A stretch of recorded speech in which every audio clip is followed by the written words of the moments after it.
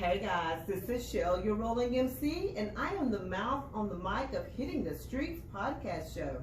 Today on the show, I have Susana Cruz. Susana, please introduce yourself. Hi, I'm Susana. Shell, thank you so much for having me here. I'm so excited to be here. Plus, I guess introduce myself. I'm Chicana in nature. Yes. So, guys, I met her through my fam, which I want to give a big shout out to Diana Torres. She was the one that introduced me to her via Instagram at first, and I was like, "Oh my God, your Instagram page is just amazing with all the shots and things that you were doing out there in nature." And so I started to follow her, and then we met up last weekend to do a hike. And I know, and it was so much fun, guys. So some of the hikes that I have done in the past, and I have to tell you this because this was funny. So some of the hikes that I have done in the past have been anywhere between 2-3 miles, and give or take, we're out there hiking. And so I asked the question to Susana. I was like, "So is this like a 2-3? What is?" And she was like, "No, ma'am. It's like a mile, maybe a mile and a half, because we're trying to learn about nature." And I went, "Oh." It's the same reaction everybody gets. And so my mind wasn't even thinking, wasn't thinking on those terms, right? I was thinking of just really hiking and admiring what's out there, but not really learning. So I have to ask you, where did you come up with this idea? So, I worked in outdoor education for a long time. We were just talking about this earlier about how I worked at a camp on Lake Texoma, and it not very far from here. So we're in downtown Sherman, and it's definitely bringing some 2012 to 2017 vibes back for me. And so I was learning about all of this stuff again. We learn about science as kids, and we're teaching 5th graders at this program. I decided why is it that we're holding on to this information? Like, I have a lot of it because I had to teach these kids. And every single year that I was teaching in outdoor education programs or teaching itself, because stepping out of the camping world in 2018, I was still jumping into classrooms. And I wanted to make sure that information, because kids don't always get to go to camps because camps are kind of an elitist situation. It should be accessible to people, like all people, but it's not. And I wanted to make sure that people all around, not just kids, but people get to learn this stuff that is going to make them better stewards to nature and give them a better connection to it, so that they go, okay, like, oh, this insect, I don't know about this thing. And I'm like, yo, let me tell you a little bit more about this thing, because it is kind of cool and it does have its own role. So helping to bring more people to nature in the sense of, being out there is not about miles. Being out there for me, because of my culture, is more about connecting with it than anything else. And that's true. So you guys know that the miles came for me from running and walking. So my mindset was there. Once she made that statement, I took a step back and thinking, okay, I really need to be open to this. Do you know what I mean? And enjoy it. And when I say I'm a nature nut, I love all my plants and my flowers, and when I'm in my garden, it feels so good just to be out there amongst even with the insects and even with the trees that I have in my backyard. So as we're doing this hike, there were several things that she stopped and asked us about what we knew about it first. Then she shared her knowledge. And that was something that I thought was great. You wanted to know what we knew, or what was taught, or what we learned in the past, or whatever, what we knew about it. Then she came and told us the real. And something that I have been using, guys, since she showed me, there's this app called iNature. iNaturalist. Oh, iNaturalist. I call it iNature. That's the first thing that comes to my head. And let me tell you something, guys. I've been in my backyard taking pictures and trying to figure out what is all this. Yes!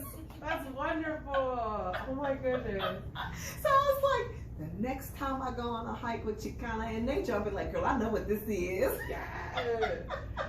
I love it, because that means that we're creating, again, like, that's something new to you, right?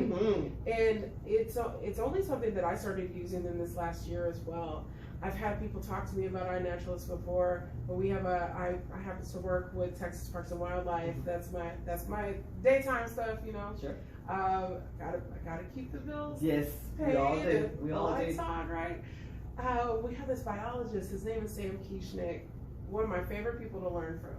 Just he could talk to you about a piece of trash and keep you engaged for like an hour. Oh, girl. Okay. Yes. Oh, So okay. when he introduced me to our naturalist and he was like really gung ho about it, I went, like, I'm sitting up listening. I'm gonna use it now. And so thanks to him, I've been on it too. Yeah. And it helps me to build the connections too, because I can go back and look at my Yes. observations Right. where I would just put in a Google search based on my own, like where I am, what I noticed, because I asked you what you noticed about it, Right. about the plants too. Right. So that's one of my favorite things. I'm really glad that you're sticking with that. You know, it's crazy because the things that I'm finding in my own backyard, I'm like, you know, you think you know, but you don't, right? You know, so it's been a learning experience for me. So you were talking about, you know, and I saw the smile on your face and the things that where you've learned from people. So who inspired you? You know, To do Chicana nature? Yeah, who influenced you? Yeah, where does that come from? Woo! So, well, you want the real tea? There we go. Oh, so back in 2020, you know, when the whole world flipped upside down, right? COVID, yes. I got furloughed. I had a huge crush on somebody. Already knows that. And I've been interviewed a few times, like, you know, for different articles. And I'm just gonna tell you, like, there were things that he would say to me that were like really bothersome and problematic that I didn't say something, and I was like, why am I not saying anything? If there was a stranger on the street that would say something to me, I'd be like, what are you talking about? Like, I don't have a problem calling out my family, my friends, and being you know. Did we just become best friends? Yes, we did. I'm on that same page. Right. So for me to step back and not say something to somebody that I have some sort of feelings about, I was like, wait a second. Because the people that I truly love, I know that me saying something to them, it comes from a good place, and I'm not trying to hurt anybody's feelings. I want them to learn, and I want them to do better. So for me not to say something to this person and just like continue to, you know, because I would, lots of different conversations. Sure. A lot about nature, a lot about, you know, politics, or even, you know, cultural differences. And for me not to like come at it and try to teach this person better, I was like, what is happening to me? So there were multiple occasions where I finally just had to go like, why am I doing this? Reflect on it and say like, okay, clearly I didn't really like this person as much as I thought I did. And maybe it was something else. Maybe it's just because this person happened to be in my bubble. This person happened to be in my vicinity. All right. And then what can I do better? But that person also was the one that I went up on this mountain, or I tried to. And more recently you got to see, like, I was successful at getting my butt up there. It was a challenge. And I had written this top 10 list, which I also posted again, because I said, like, people need to see it. It's still applied to me getting up there and being successful. And I sent it to him, and I said, hey, look at this. And I sent it to a few other homies, and he told me, like, Susana, why don't you send it into Nature magazine? And I'm like, you know what? It is that good.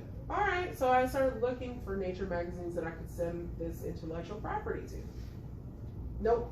I wasn't going to do it. None of them had somebody that looked like us, that didn't look like me to begin with, because I'm not a tiny lady. And, you know, I've told people before, I'm strong, not skinny. You know, I'm not trying to be anything that I'm not. And as we get older, as women and just human beings, our bodies are doing weird things. Amen. So this whole and there's no control over that. No, you can't stop it. No, and there are things that people will be like, you know, if they see me on trails or mountains or anything, and there'll be women that's like, oh, great job, and women lacking melanin, good job, you can make it. Ma'am, I didn't ask you. And I've had to tell people that. I'm like, you can make it. You can make it. Right, okay. Like, get away from me. Move around. I always say, could you just move around? Right. So when I when I couldn't find anybody that like looked like us in these magazines, even like women, on the writing teams or anything like that. I was like, well, no, I'm gonna hold on to this. I'm gonna start posting this myself. I'm gonna do this. And then it evolved into, I was already hashtagging Chicana as a nature because my homie and I would be going out, my mom and sister and I. She claims that my mother tries to claim that I tried to kill her at Dinosaur Valley State Park before. But yeah, so we're over here just hashtagging this, and then I went, I'm just gonna Chicana in nature. It makes sense. I'm already doing it.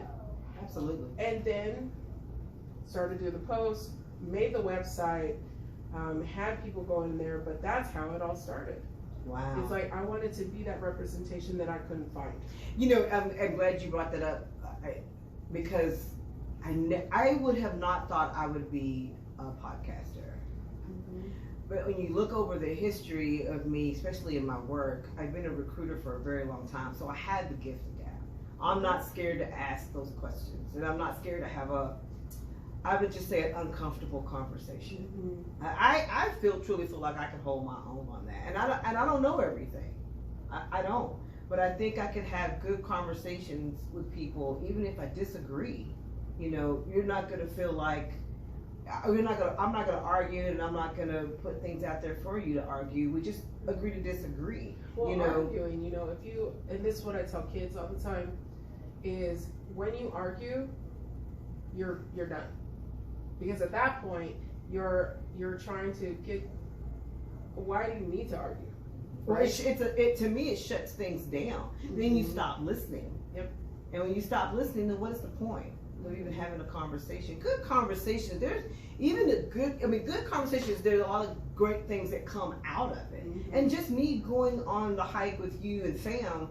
The conversations that we were having, the things that we were noticing.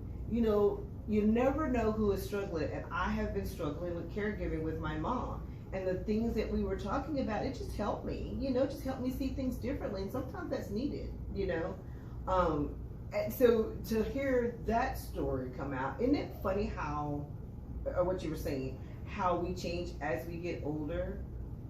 And I realizing that even more now, because I'm gonna be 55 next year. And there's a lot of things. Oh, thank you. Thank you. But I'm even looking at myself and going, I don't even want to do certain things that I'm doing right now anymore. Like I'd rather go hiking.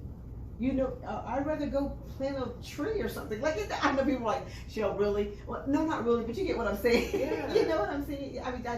That was something that was, I would say, out of the box for me, not the hiking part, to learn something about what we were seeing. And taking that moment. It was a mile and a half that we could have done probably in 30 or 45 minutes, and we were out there for almost 2 hours. Yep. So that was, that's good.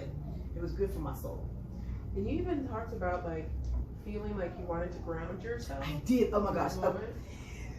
Who was I telling this? I'm glad you brought that up. I was telling this. I said, there was a moment on one of those trails that I felt something. And I wanted to take my shoes off and my feet to ground. I didn't do it because I didn't know what you guys would think. Isn't that crazy how that thought came in my head, and I should have just done it anyways? But at that moment, I was like, they probably gonna think I'm crazy taking off my shoes and sticking my feet in the ground.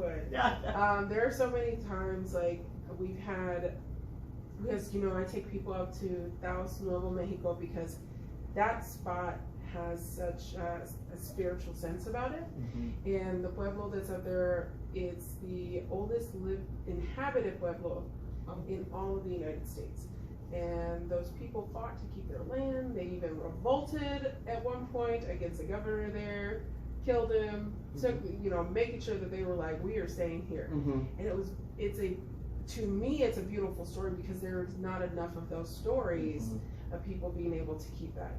And we're, so whenever I take people out there, we have different spiritual situations that will happen. I'd like to go to that. Yeah. You have to keep me posted. I will. I've had somebody interested in doing something in October. So a lot of times, what people don't know is that because I have my job. Sure. And we all do. I gotta do my hustle. I do curate trips, but people have to reach out to me because I've experienced too many times where I've been burned. Oh, understand. Financially when I set something up and then people don't follow through. And, you know, I initially invest, and I know that that's also something that I had to learn from. Well, we'll have to talk about that offline. After the show, we'll talk about it and just see. And it may not be this year, it could be next year, you know, toward the spring. But let's just have a conversation about that. I'm interested. So what have been the challenges? You talked about COVID for a little bit. What has been your challenges with this? You know, COVID has not been a challenge for me. COVID has actually brought more people and more people wanting to learn more and more people wanting to be outside, right? Oh, gotcha. And the national parks and state parks have seen the uptick in people coming out. And it's great. And people still don't understand that the reason that many of these parks are not expanding their numbers is because the numbers have already expanded, and the use of the resources, they're trying to protect the resources. So they're still capping those numbers, not because of COVID. Now, the great thing is that because people want to go outside, I have the knowledge set of all of these other trails that are around DFW. And we can utilize those spaces. And even the ones that are not frequented as much, there are so many that are in your areas, people don't really know about them, and they're not advertised. And what's sad, even sadder, is that these areas that they're in are typically BIPOC areas, and then people will, and then they're supposed to be made for these neighborhoods, and how are we not knowing about it? Right. Trinity River Audubon Center is another space created. There was a landfill that was there, and they got rid of the landfill, and now it was created for that neighborhood in South Dallas off of Northwest Highway. And somehow, not many people are out there. Not many of us are out there. I go out there because I'm like, I know about it. I heard about it. I watched the struggle of like, we need to have something better for us in this area. So I definitely want, that has been a struggle, is having people understand like, you know, what's out there, consistency of people coming out, because if I schedule something, a lot of times people don't show up. Yeah, that's been one of the hardest things. So when people reach out to me, that's been more of the challenge than anything. Yes. When people reach out to me and they're saying, hey, Susana, like what you and the fam did. Y'all reached out to me and were like, hey, we want to do this hike. And I was like, all right, let's throw out some dates. Let's figure it out. That's how people have to do it now, because if I schedule something and I don't have somebody show up, I get really disappointed. So let me ask you this, and I'm going to step away from the questions really quick because of what you're saying. When you say scheduling, are you just throwing dates out there for people to show up? When you say scheduling, are you scheduling with the park? Or no, I schedule it myself. So I'll put a schedule out, say, you know, there's a hike on these dates during the month of whatever it is. Yeah. And I noticed that when I did that, maybe one of my hikes somebody would show up to, or people would show up to. So I was like, now I've scaled it back. I might do one hike a month with everybody else. I still do my own thing, but one hike a month. Okay. I know, and something else that you said, let me see how I want to ask this question. You said us. Are you seeing there's not a lot of people of color coming out to hike? Yes. And you know, I gear mine towards the BIPOC community because I am a part of the community. And I grew up in South Oak Cliff. And at that time, it was predominantly African American. I wanted to, and for me, whenever people are sitting there, like, if they want to say, like, my plight is worse than this person's plight in the BIPOC community, I'm like, first off, chill. Because we also have to remember that even some of us in the Latinx community, we can, you know, be passing or whatever, or somebody might just look at us and be like, what are you? You look different, right? And African Americans, Black people cannot hide that. And that's something that, like, for somebody, like, I don't always have that fear, because I can also, like, I drive a pickup truck. And I know I purposely chose a white man vehicle so that I could drive around all these places in these sundown towns. So do you think that she said sundown, so there it was. I know. You and I, because this is your interview thing, and this is about Chicana in nature, but you and I need to come back and talk about that. Save that story, because a lot of people don't realize, one, what a sundown town is. Two, you bought a vehicle to ensure that it was so you could feel like you can go to these places and not get stereotyped to be whatever. I'm going to say that. So that's a conversation that I would like to have at a later time, right? Because I really want to get to you and promote you with what you're doing. But those conversations is what I'm talking about. I'm having. And those are hard to come by because even I have a friend, I hope she doesn't mind me saying this, I'm not going to say her name, but I went to go work, it's terrible, y'all. I went to go work out with her in a town here in this area. And when I got there, I said, where are all the street lights? And she goes, well, there's some here, some there, but you don't have a lot of street lights. And she goes, yeah, I guess I never noticed. I was like, oh, well, I got to make sure I get out of here before the sun goes down. And she went, and she looked at me, and I think she got it, but I don't know if she really got it. Mm-hmm. But I was like, you guys don't have any street lights, and that's a red flag for me. I'm coming into your hood, and I'm sorry, guys, we're off subject, but on subject. Mm-hmm. And it's predominantly white, and even though she's my good friend, and we're working out and doing whatever, I need to be out of here before the sun starts to go down because I'm going to get questioned as to why I'm in this hood. You know what I mean? Mm-hmm. So, yes, you need to come back. We need to come back and have those discussions because I do want to have more discussions about those kind of things because that's still prevalent today. Yeah. And the fear, I've also noticed that there's fear within our communities. Mm-hmm. I've had women that come on our hikes or have come on our hikes and it'd be like one person. Or like two women that come together and they told me like in the Latinx community, these women are like, my family was concerned about me coming out with some stranger. And I said, I'm like, anytime that anybody feels that way or has their families talking to them, feel free to contact me. Because I understand. Like my family nowadays, they don't say anything. I also don't tell them everything. Sure. You do your own thing. I drop my location and I'll send it to my mother because she's worried about me because as a mother, she's going to be. My father, I don't tell him anything until after the fact because I'm like, right, because I was sitting with him talking about going to this mountain in Colorado and he's like, oh, watch out for bears. Right. And I'm like, Dad, like I don't know about this. You know I've been doing this for years now, right? And I had to tell him the story about the time I came up on a mountain lion eating a raccoon with a whole group of kids. Yes, the whole group of kids behind me. And he's like, when did that happen? I was like, 2013. Like, it's been a while.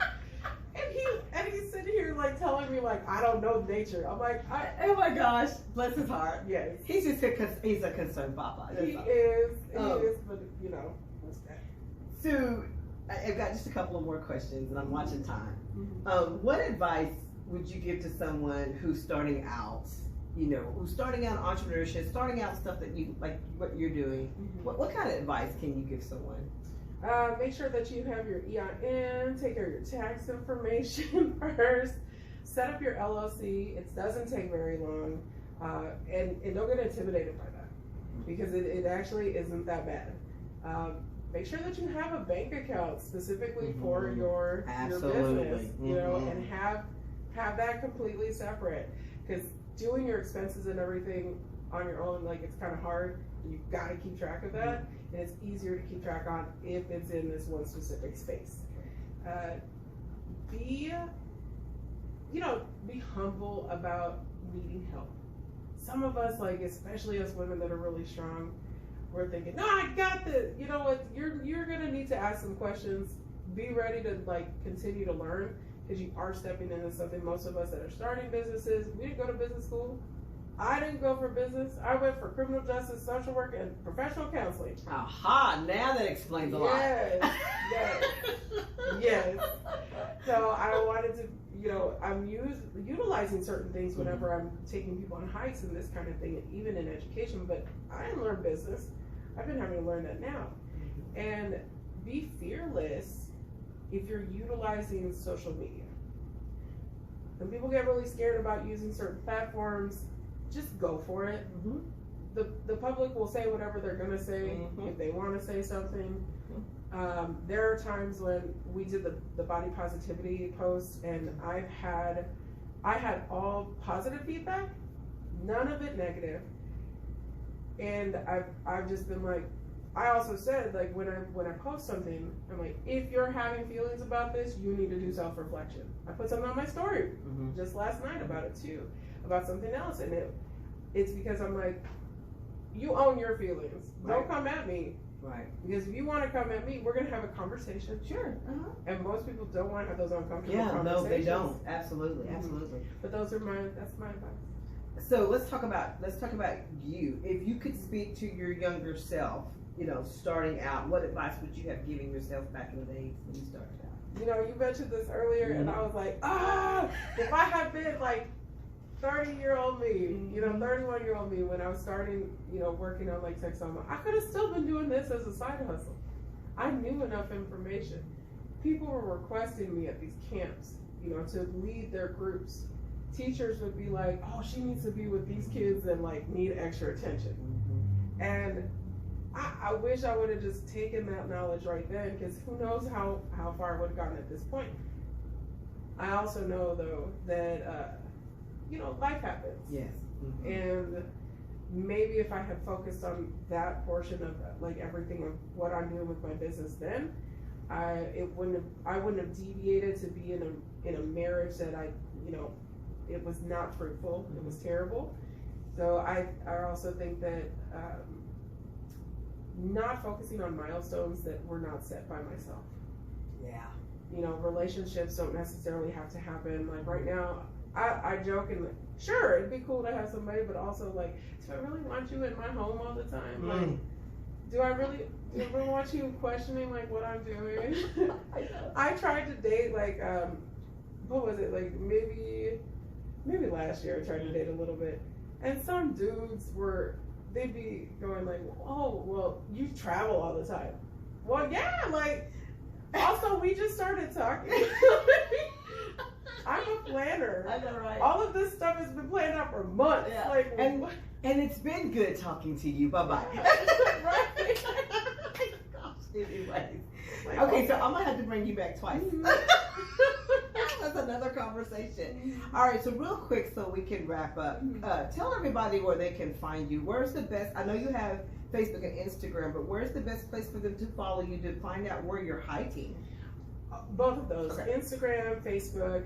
My website is just for show. I'm gonna let everybody know. It's just the professional side of it. Here's my stuff. Also, like my email's on there. Sure. And then TikTok is another one that I'm on. Twitter sometimes, but not really. I usually say something about the governor whenever I'm on there, or Ted Cruz. I'll make sure I follow you on Twitter. I'm commenting on their stuff and be like, ridiculous. But otherwise, like Instagram, and it's all under Chicana in nature. Okay. Well, thank you so much for being on the show. Please come back. Yeah. And I would like to get a group of people around here too, so let's work on that and schedule something. Yes, definitely. Okay. All right, this is me, your rolling MC. Catch another episode on Hitting the Streets.